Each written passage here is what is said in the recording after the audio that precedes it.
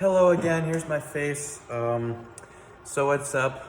Today we are working on a part for the oxidizer management system of our motor. It's basically it was originally designed to be a swirl injector, but in recent design iterations, we've gone with a little bit more easy to manufacture design. I turned this earlier on the lathe. I'm really sorry I didn't get my camera set up so you can see that, but I don't know how well you can see this part, but you get the idea. Essentially, you've got, this is the work holding base down here, then you've got a 1/8 inch wall here, there's a couple of different transitions inside. And what this is for for holding a burst disc.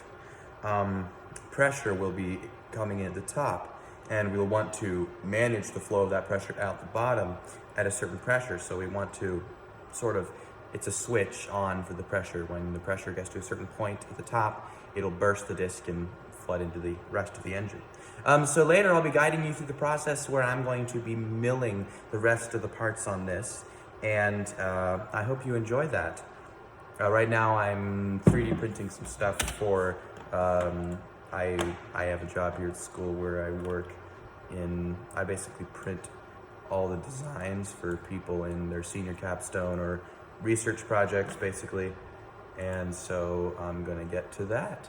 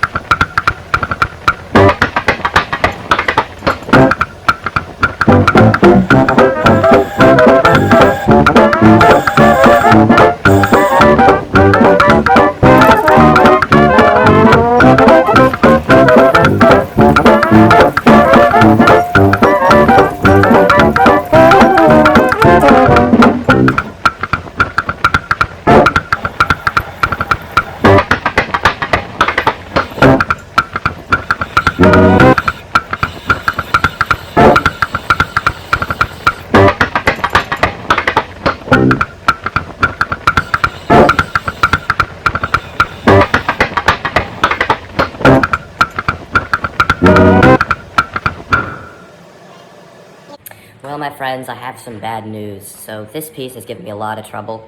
I didn't get all of it on video the way I wanted to, but basically, I don't know if you can see this here, but there is a drill bit that is broken off in there. And in fact, even though you can only see one, there are actually two drill bits that broke off in this piece. It all started off, I was trying to do a CNC run. I did the slot, as you can see, that worked well, but then I tried to spot drill all the locations that I needed to put holes, and that worked. But then when I went in with a 1/16 drill bit, I had the feed set really slow, I had it pecking and everything, but it just broke off, and the reason it broke off is because there was no chip evacuation, so essentially it was pecking down, but it wasn't pulling out enough in order to release the chips, and the chips, it was also cutting in that kind of spot with aluminum where you run into, if any of you have worked with aluminum, where you start melting, you get soft, and it gums up the tip, and it's just really nasty. What I should have done is done it manually, and then removed all of the, removed the chips by hand in between each run. Obviously, it's a lot more tedious, but that's the correct way to do it, and that's what we're going to go with version 2 of this piece. But yeah, some a sad result of a lot of work. I put a lot of work into this piece, and it's sad that I have to scrap it, but hey, lessons were learned, and hopefully we'll do better next time.